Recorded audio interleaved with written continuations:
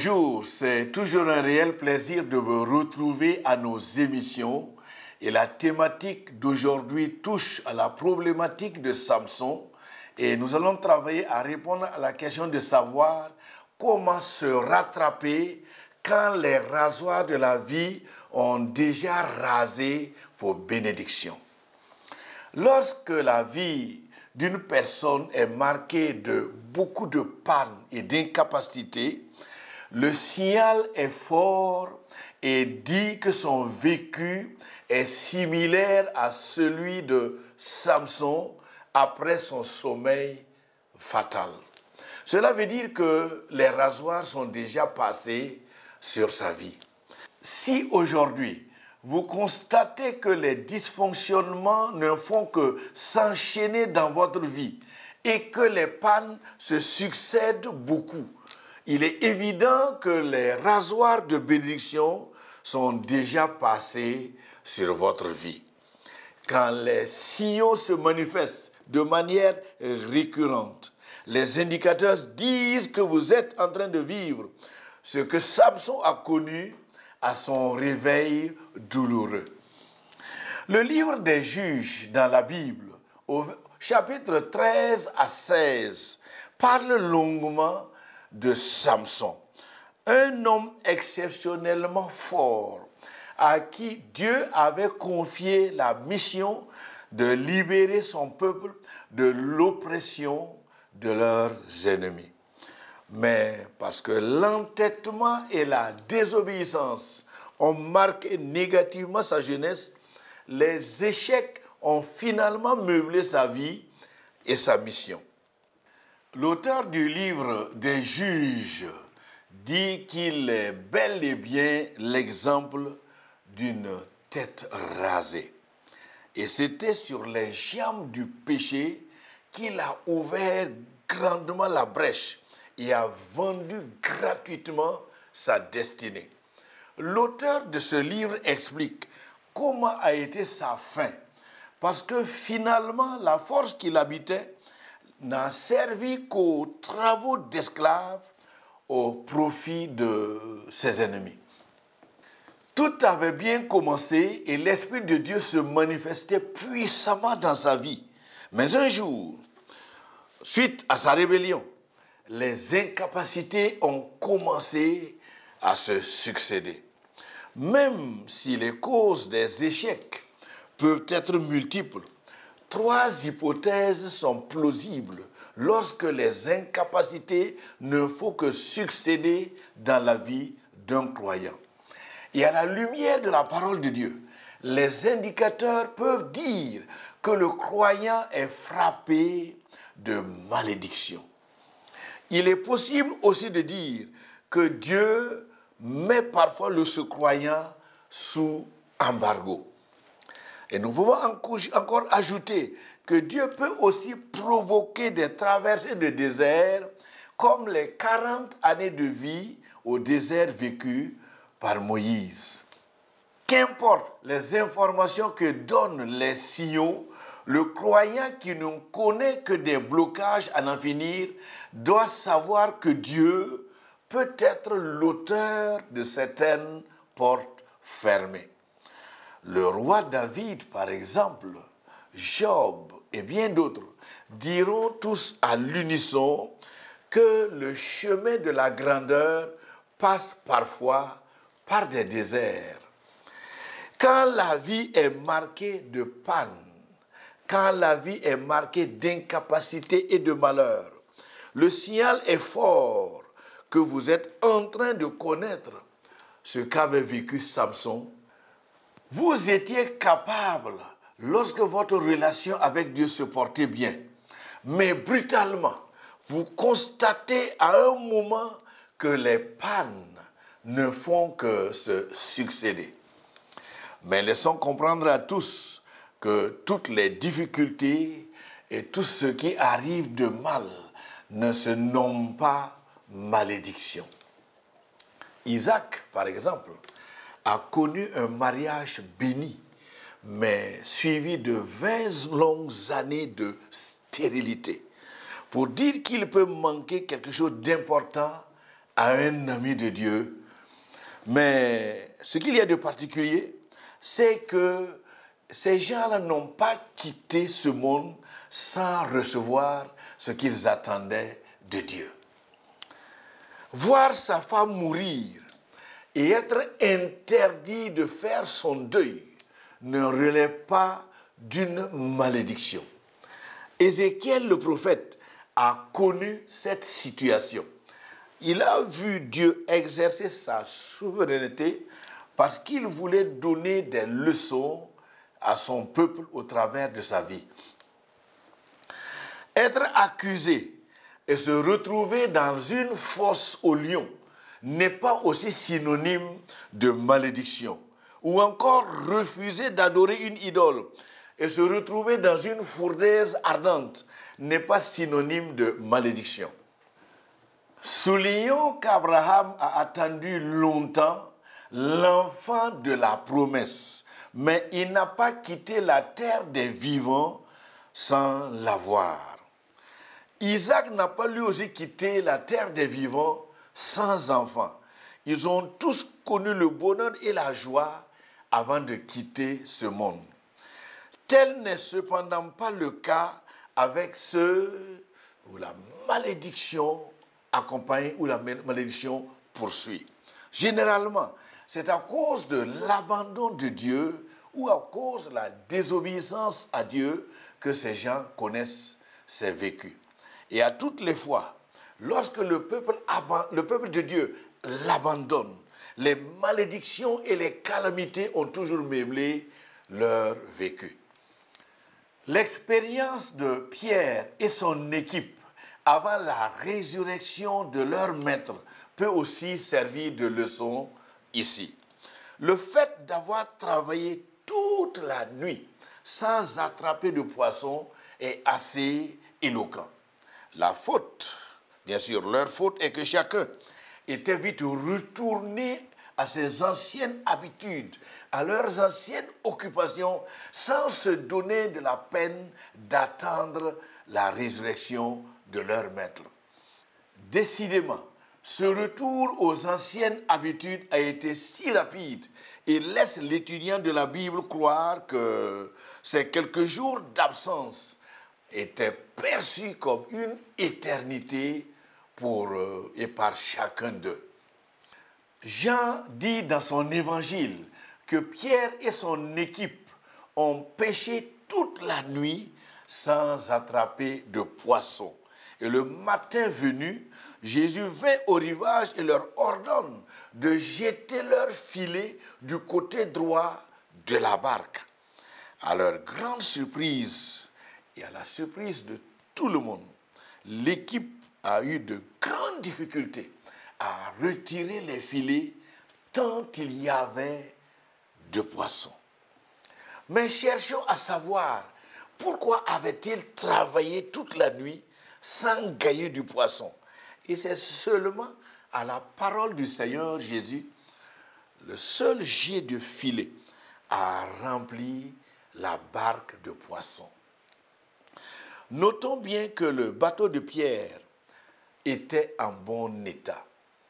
Disons aussi que le matériel de pêche de Pierre était aussi en bon état.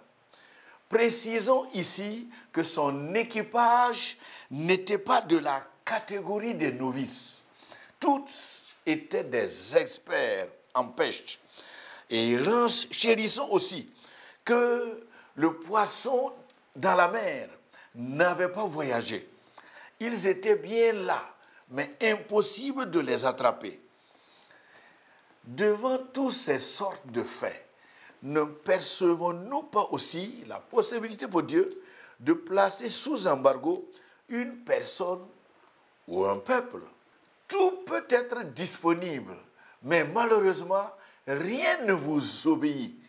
Tout ce que vous cherchez se cache et ce que vous poursuivez s'éloigne de vous chaque jour. Mais il y a une bonne nouvelle.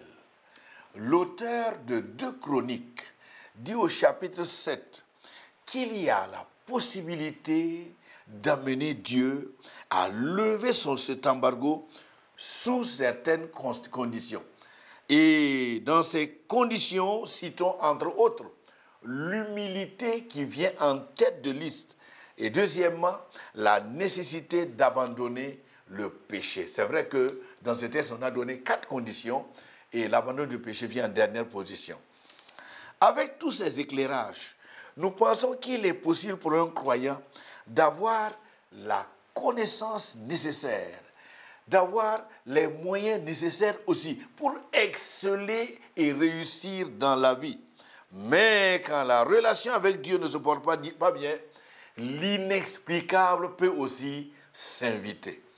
C'est pourquoi l'apôtre Pierre est bien placé pour dire à quelqu'un qu'il est possible de travailler dur comme un âne, sans cependant joindre les deux bouts dans la vie.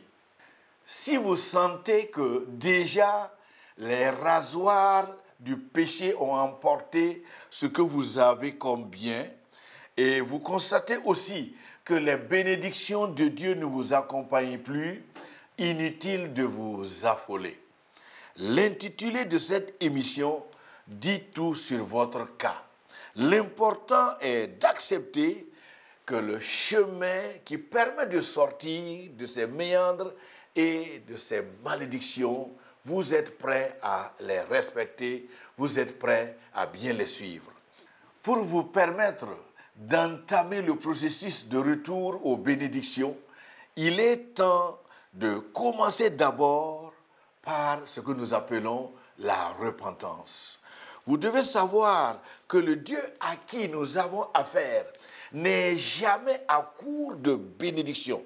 Et vous ne serez pas comme Ésaü qui a entendu de son père Isaac, il a entendu son père lui dire qu'il n'y a plus de bénédiction, surtout que son jeune frère était venu lui voler tout.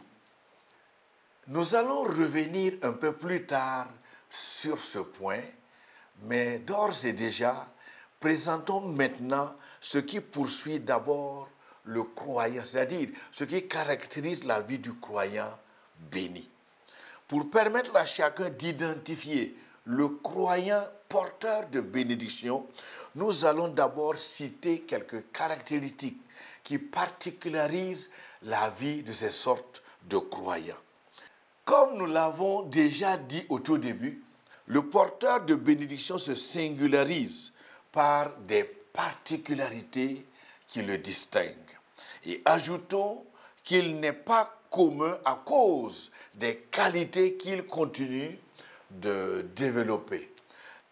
Le texte du psaume 1 laisse apparaître quelques caractéristiques qui pourraient nous intéresser et nous éclairer ici. Ce texte du psaume 1, le verset 1 à 3 que nous allons lire, dit ceci. « Heureux l'homme qui ne suit pas le conseil des méchants, qui ne s'arrête pas sur la voie des pécheurs et ne s'assied pas en compagnie des moqueurs, mais qui trouve son plaisir dans la loi de l'Éternel et la médite nuit et jour. Il ressemble à un arbre planté près des cours d'eau. Il donne son fruit en sa saison et son feuillage ne se flétrit pas.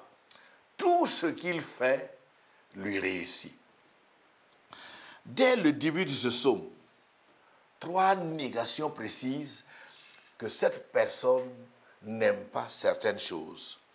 Pour se maintenir dans les bénédictions de Dieu, 3 totems qu'il prend en compte avec sérieux. Voilà d'abord, il ne suit pas le conseil des méchants. Il ne s'arrête pas sur la voie des pécheurs. Et il ne s'assied pas en compagnie des moqueurs.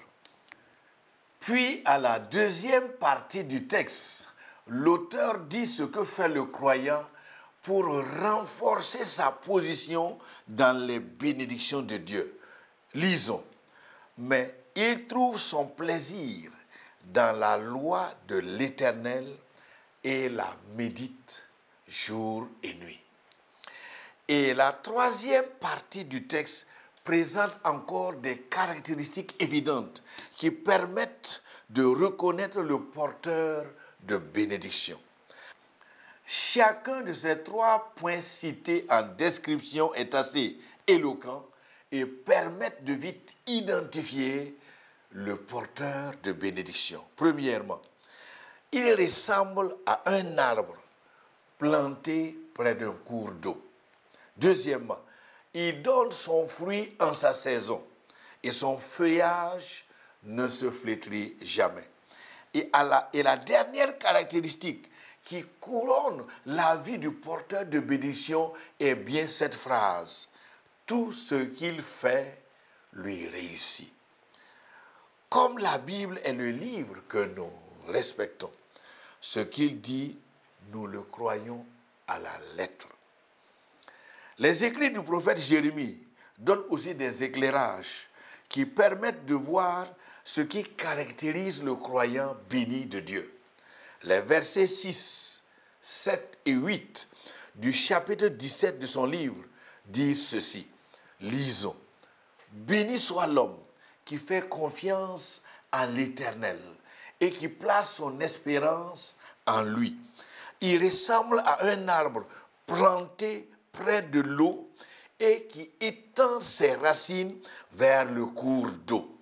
Il ne s'aperçoit pas de la venue de la chaleur et son feuillage reste vert. Lors d'une année de sécheresse, il ne redoute rien et il ne cesse de porter du fruit. Fin de lecture.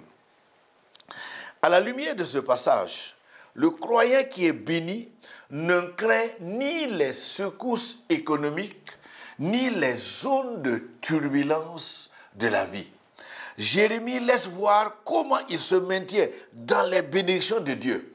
Et il dit que cette personne veille de manière à ce que ses racines, les racines de sa vie, restent connectées toujours à Dieu.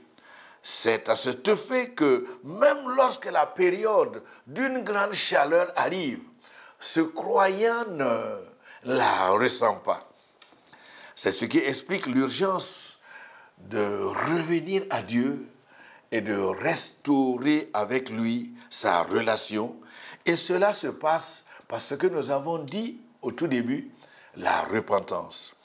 La repentance a toujours été le levier activé de manière forte par un grand nombre de croyants, et d'ailleurs par les croyants de presque toutes les générations. Les habitants de Ninive ont été célèbres dans l'activation de ce levier.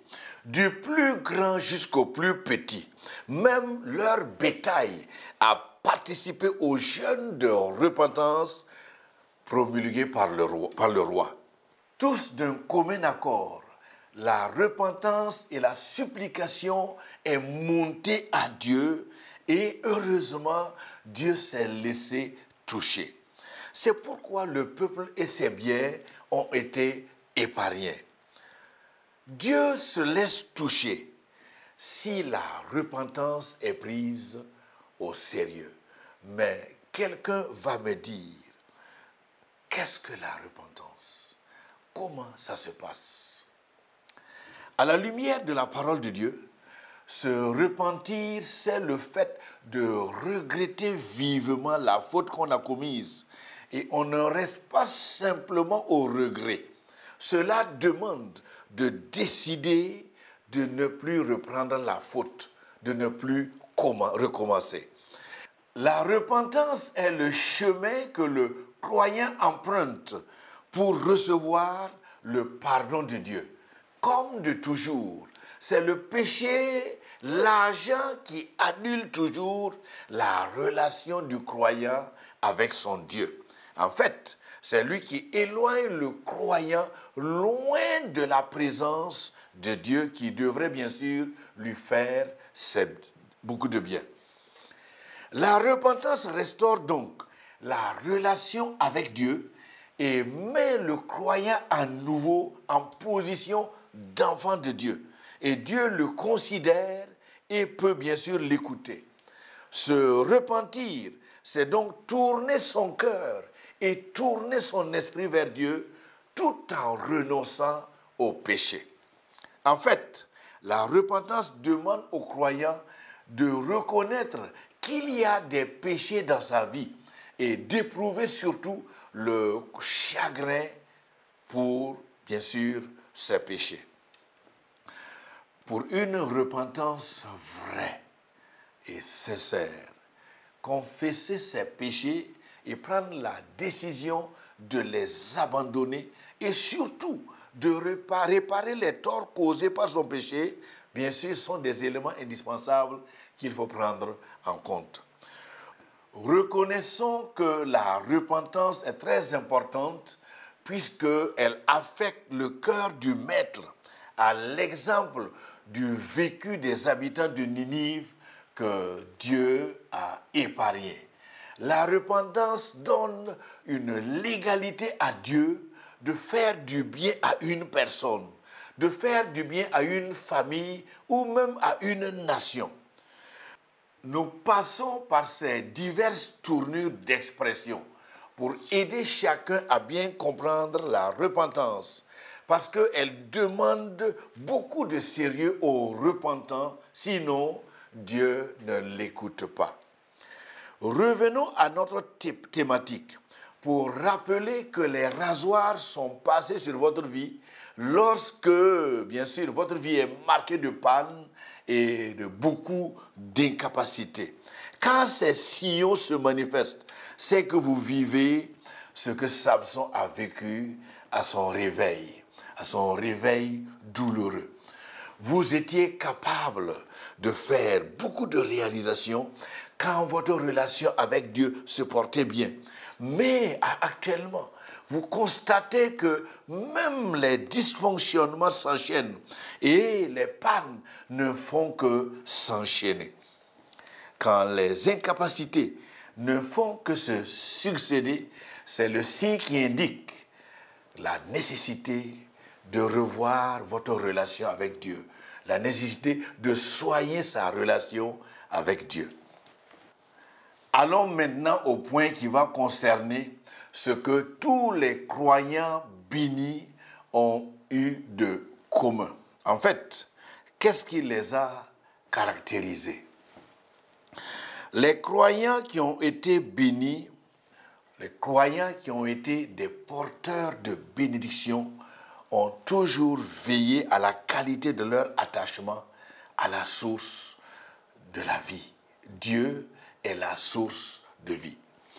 Comme un arbre est capable de tirer les nutriments nécessaires à son bien-être, l'attachement à la parole de Dieu a aussi été le principal secret de la réussite de tous les porteurs de bénédiction.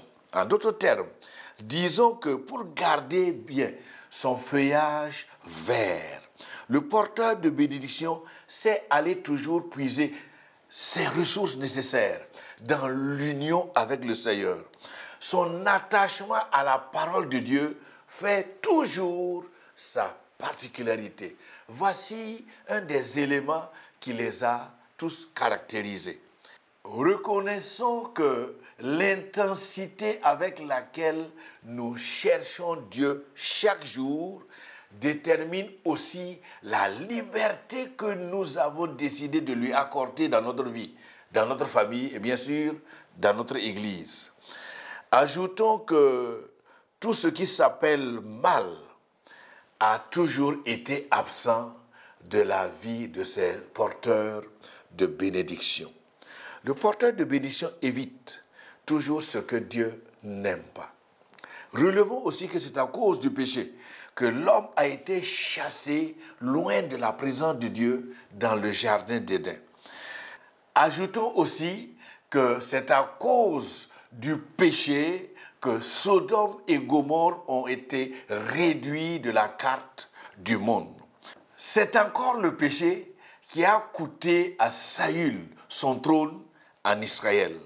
Disons donc que si ce qui a toujours éloigné l'homme de son Créateur est aimé, les échecs et les dysfonctionnements dans la vie ne feront que s'enchaîner.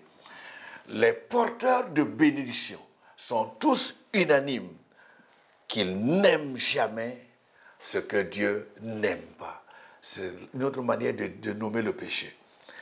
Il n'est pas possible d'être un homme béni et accepter bafouer sa consécration. En fait, il n'y a jamais de consécration à Dieu sans restriction. À l'exemple du vœu de Naziréa, Dieu a fait comprendre à Moïse qu'il n'est pas possible de se consacrer au Naziréa sans s'abstenir de bien de choses. C'est dans Nombre 6 que nous retrouvons ces informations. Il y a toujours des choses à ne pas faire, mais également des endroits à ne pas fréquenter. Avant de conclure cette émission, insistons que pour que la relation d'une personne qui croit en Dieu se porte bien, il faut nécessairement naître d'abord dans le royaume de Dieu, c'est-à-dire appartenir à Jésus. Chaque personne demande à être citoyen du royaume de Dieu en invitant la personne de Jésus dans sa vie. À vous tous qui nous font l'honneur de nous suivre, sachez qu'il n'est pas possible d'être en dehors de la bergerie et vouloir une relation intime avec Dieu. Vous êtes invités à laisser Jésus entrer dans votre vie. Et si vous le voulez bien, n'hésitez pas d'aller à une de nos ambassades, les ambassades du royaume de Dieu, non loin de vous. Les agents que Dieu a placés dans les églises peuvent vous aider à connaître Jésus, à rencontrer Jésus. Et vous qui nous suivez, si vous avez déjà invité Jésus dans votre vie, n'oubliez pas que chaque aurore qui se lève demande que vous vous alimentiez de manière convenable avec la parole de Dieu. Consacrez un temps pour rester seul avec votre Bible, la lire et parler à Dieu. Cela va demander de vous de trouver donc ce temps, soit le matin, ou à une heure où votre cœur est calme, où votre âme est calme, pour avoir un tête-à-tête avec Dieu en lisant sa parole et en lui parlant, tout comme un enfant parle à son père. Il est ensuite nécessaire d'aimer, prendre le temps pour l'écouter, c'est-à-dire le laisser parler s'il a quelque chose à vous dire. Il nous est possible de rallonger cette liste, mais nous pensons qu'il est bien de nous en tenir à là. Venons à la conclusion de notre émission en rappelant aux croyants que si vous sentez que déjà les rasoirs de bénédiction ont emporté ce que vous avez de bien, et lorsque vous constatez aussi que les bénédictions de Dieu ne vous accompagnent plus, inutile de vous affoler. L'important est d'accepter, entamer le processus de retour des bénédictions, et cela passe par votre sérieux dans la repentance. Il est aussi bon de savoir que les sacrifices de sainteté ont toujours payé énormément. Et le degré de sainteté a toujours déterminé aussi jusqu'où vous irez avec Dieu. Votre attachement à la sainteté va déterminer aussi le temps que vous mettez de côté chaque jour pour rester au pied du Seigneur Jésus. Nous avons toujours dit et répété que le disciple doit toujours faire la bagarre avec le péché pour que sa relation avec Dieu se porte bien. C'est pourquoi le croyant fait tout pour se garder loin du péché, et cela parce qu'il sait que sa destinée en dépend. Si cette émission vous a fait du bien, n'hésitez pas de vous abonner et d'envoyer le lien à vos amis et à vos proches pour leur permettre aussi de bénéficier. Et n'hésitez surtout pas de commenter et de liker aussi. Que Dieu continue de vous accompagner dans tout ce que vous faites pour lui plaire. À bientôt et à notre prochaine émission.